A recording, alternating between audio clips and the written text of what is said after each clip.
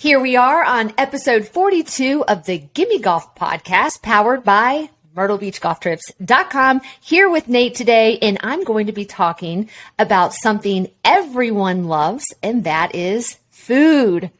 I wanted to share with you 3 restaurants I've been to and recommend some locals inside information, you could say. So let's get right to it.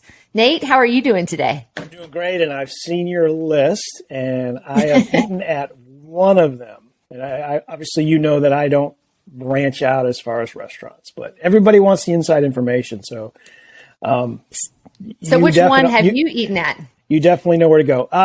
Well, I've eaten at Quigley's. It's close to where you and I both live, and there's 2 locations. It's by TPC, and then on the south end, you've got Willbrook Tradition. So, real good restaurant. So I recommend that one. Yeah, I love Quigley's, and that's why I put it in my top 3. And they just opened up that branch near us in Murrells Inlet, which is great because before we'd have to drive, about 15 minutes down the road. Not too bad of a drive anyway to get down to Polly's from Murrells Inlet. But it's nice to have that, in our backyard, so to speak. And I can actually walk. I can actually walk to this one. So it's yes, you good. can. It's good, yeah. So one of my favorite meals at Quigley's is the shrimp and grits. Have you ever tried it? I have not. I am not a grits fan. I'm now when I say I don't like something, I've actually tried it. So I'm not one of those people who's like, nah, I don't want to try that. I have tried grits, and I'm not a fan. So really, no, not a fan. Yeah, well, you know what? I think grits are something you either love or hate. I'm a huge grit fan, so I love their shrimp and grits. They're amazing. So that's probably my favorite meal there, but they have just an amazing menu. Their tacos, their fish tacos are awesome. I believe they have the fried green tomatoes, which another low country entree that's just amazing. And I think actually the fried green tomatoes, though, I think those you can get those like on the side, but still the food is really good. If you want that low country southern cuisine, you can't go wrong with Quigley's. They also have other stuff on their menu if you're not into the low country thing. And then they have a lot of beer on tap. Yep. It's a great place to go and maybe watch a game after a round of golf, have a couple beers with your buddies, and just a cool hangout place as well. So 2 in 1 there. Yeah, it's great after golf. The one in Polly's they brew their own beer down there. So they have different microbrews. The one here on 707 is I believe it's just tap. So they don't have the microbrews here, but great place to go after golf, even if you don't want to eat, just to have a beer. Yep. There you go. Do you have a favorite beer? I'm I'm not a microbrew fan, but I do Miller Lite. That's about what I drink. So pretty boring. So you're a cheap date. Yeah, I'm pretty boring. I'm a boring date for sure. And it has to be in a bottle usually. So I'm a bottle person. Okay. All right, well, that's good. It's not upgrade there from the can. Yeah, exactly. All right. So number 2, I'm going to go with Sarah J's in Garden City. Very good choice. It is always. And you've never been there. I never have, driven by it thousands of times. Place is very, very busy, especially in the spring and the summertime. And I think they're our seasonal restaurant.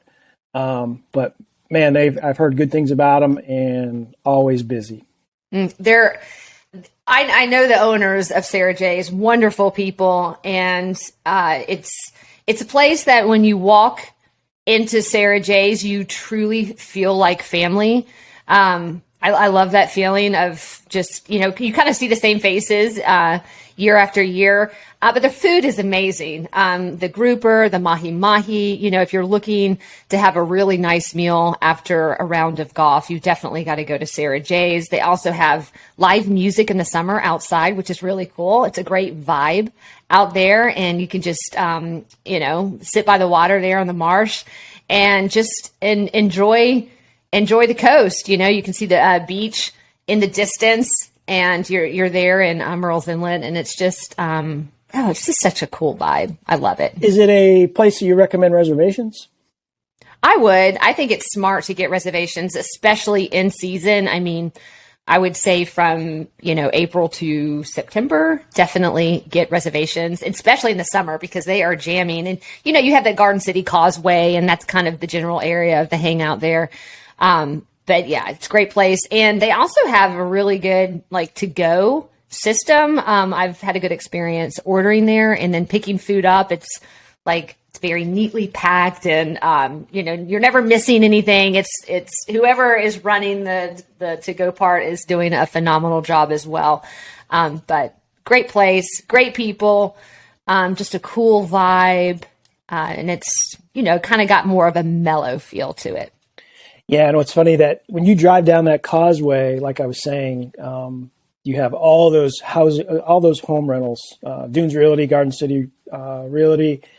And in the summertime, the population of that area in Garden City just goes through the roof. I mean, I know because I go there every morning to get some ocean photography, and it's a piece of cake to get there. In the off season, but during the summer, those parking lots are full. So there's a lot of people down there.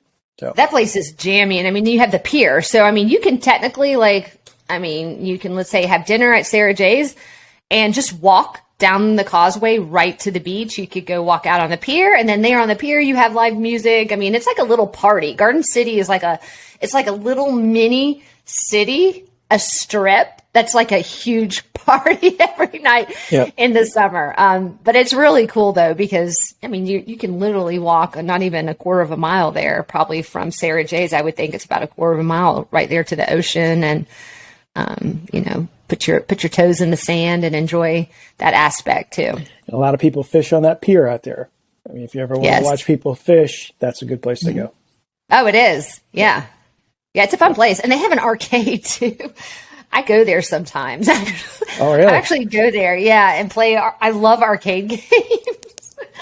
And I'll say my kids, of course, my grown kids. Like I have 2 adult kids that would like to go to the arcade and go to the arcade. But they have a lot of fun games there. They have the old school Pac-Man, and I could literally go there and spend an hour just playing old school Pac-Man. I always try to get the high record, and I usually don't want to leave the arcade until I can get the high score on the machine, and then I feel like I've accomplished something. But yeah, anyway, they have a really fun arcade, and we actually I would say we go to the arcade at least 2 or 3 times a year, just for an hour, and we'll just go blow $20-$30 and just have a lot of giggles doing it. But it's a lot of fun down in Garden City.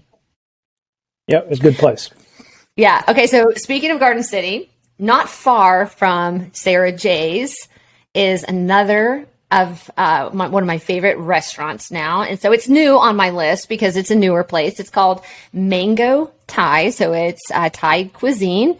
It's literally probably about a mile from Sarah J's, but it is a Garden City address, not far. You can, Google it if you're driving around in that area and want to find it. But they have the best Thai food. Yeah, I'm looking at the menu right now that you have up on the screen. Oh, it's amazing. They do a great job with imagery on their website too. Yeah, they did. The food is fresh. They make it fresh every day, and oh, it's so good. And I'm a huge curry fan. I love red curry, the green curry, the yellow curry.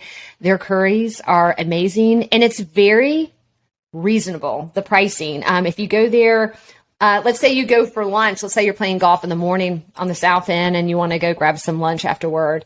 I mean, literally it's under $10, and you can have this just massive food of, plate of healthy cuisine. I mean, super, super healthy. We're talking anti-inflammation diet here. So they do have a couple things on the menu. Obviously, you can order some fried things and get some things that are not so healthy, but I tend to go with the healthier options, and their curries. Like I said, the curries are amazing, and their pad thai is awesome too. That is something that I want you to go try, Nate, because we need to expand the horizon on places that you eat at, because you're missing out. I know. It's I am not anti-trying food. I've never had Thai food, but I would never go in there without somebody like yourself that I would say, okay, what do I start with? So yes, I would definitely need to have your your expertise. Yeah, we need to do that. In fact, we should do it next week because we're going to be filming some golf tips for our viewers, and we should head over there and I should do like a sampler. You know what? We should get you like the sampler where you can try a bunch of different things and see how you like it. I'm up for that.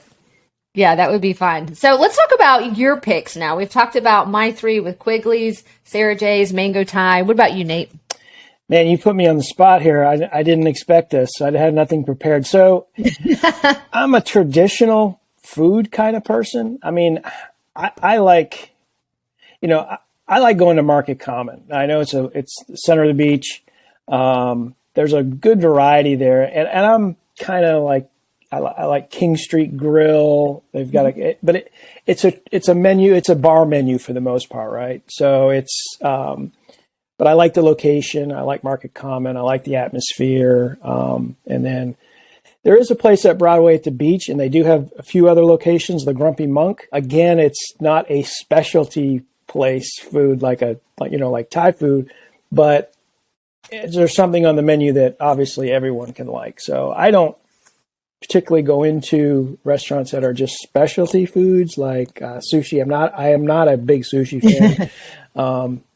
So I'm more of a traditional, pizza, that kind of stuff. And right. And to be honest with you, when you go on vacation, I like Outback, and I know it's a chain, and but you kind of know what you're getting, right? If you want a steak, and you know the menu, it's a good place to go. So Myrtle Beach has a good, a good variety of restaurants, and if there's something that it's a staple that you have to eat in, chances are it's here too. So. Oh, absolutely. And that's a really good point because we have all the major staple restaurants, we've got Cracker Barrel, we have Red Lobsters, we have the TGI Fridays, the Outbacks, the Mellow Mushrooms, and, all those national chain restaurants that, you can always fall back on your old faithful food picks. And then you have places like the Sarah J's, the Quigley's, the Mango Thai that are more mom and pop type of places to eat at where you get a little bit of a taste of local cuisine. And you've got kind of I guess you'd maybe call them South Carolina chains. You've got Carolina Roadhouse, which is fantastic. It's up by 48th Avenue in Myrtle Beach. That's I believe that's they have a couple locations throughout the state. And then you got California Dreaming, which I think it may be a sister restaurant to Carolina Roadhouse, but they're also in Charleston. So you do have, I don't think you'd call them chains, but you'd call them local South Carolina chains per se, I guess. Yeah, right. So. Yeah, the Carolina Roadhouse is great. And one of my favorite meals there is their Cobb salad. And it sounds like, a salad, not very filling, but their Cobb salad is so loaded with like cheese and egg and bacon. I mean, this is like the most unhealthy salad you could possibly eat. And it's so delicious. And they have like their bread is amazing. The bread that they bring out like prior to your meal. I've always joked that you could go to Carolina Roadhouse and literally just eat the bread and drink sweet tea. And that would be done. Really Check, please.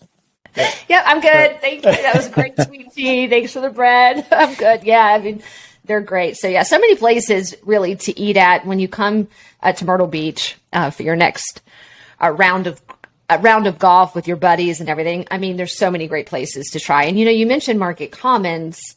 There's a lot of places to eat just in Market Common. And, I love all the places there as well. You have Gordon Beers, you have Tupelo Honey, King Street Grill. You have an Italian restaurant. Is it Truvana's? Is it? Yeah, Trevina, I believe. I mean, you got Nacho Hippo. You got, Gordon Beers, of course, does their own beer.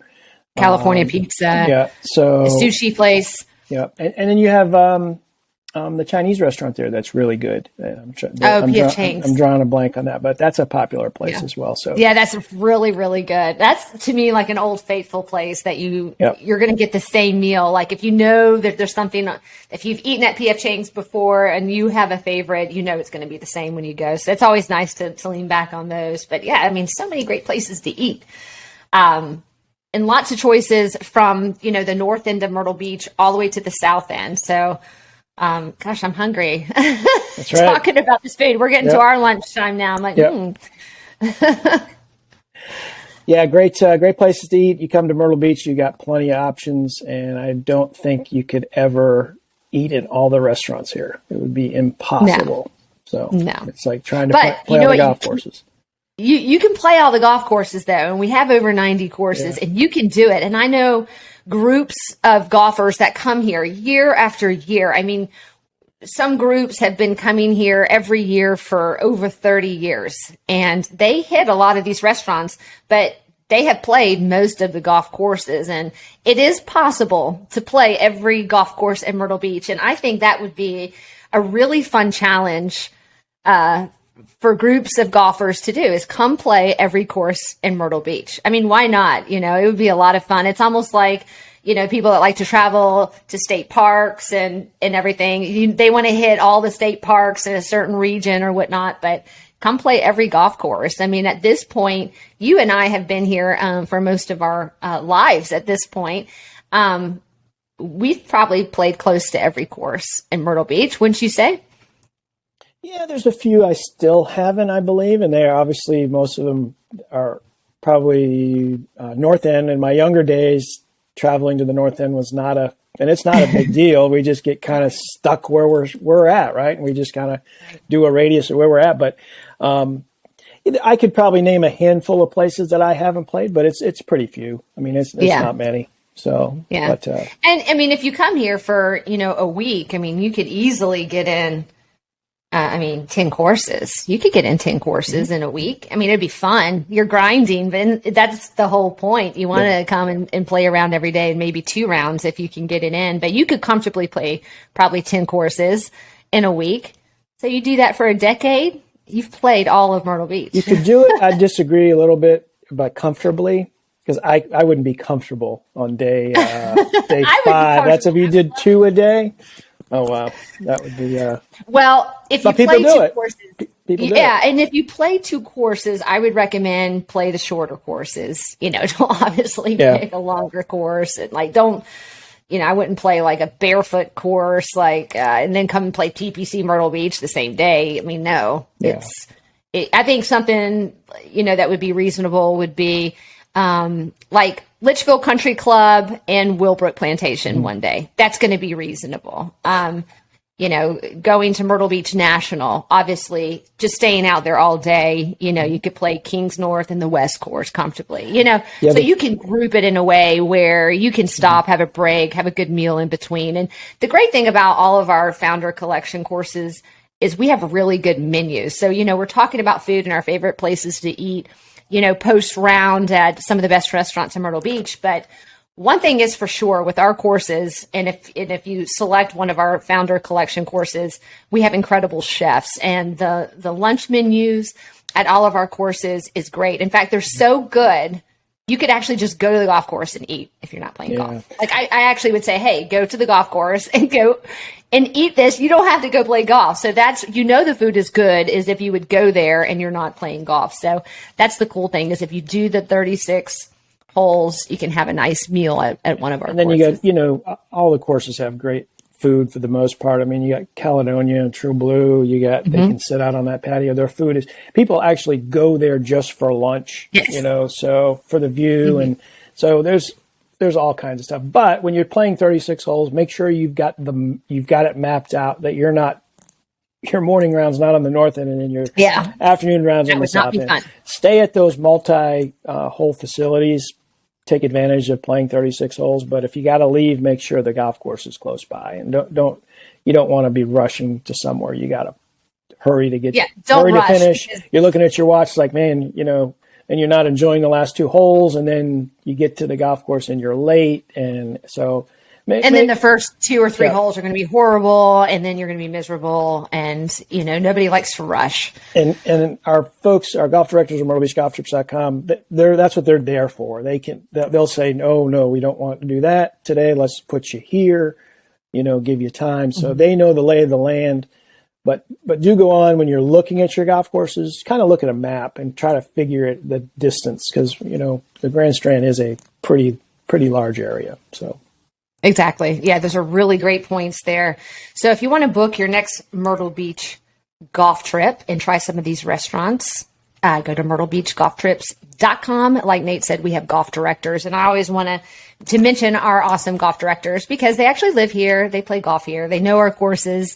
You know, you're not talking to someone overseas about Myrtle Beach golf courses. You're literally talking to locals who can help coordinate the best golf trip for you and your golfing buddies. But this was a really fun podcast. We've done this before, so I want to throw out that Nate and I have talked about other restaurants before, and I believe the podcast, you can scroll through on the Gimme Golf podcast, and you could find that. But we talk about other restaurants more centrally located, too. So today, it just so happened that our picks are more on the south end.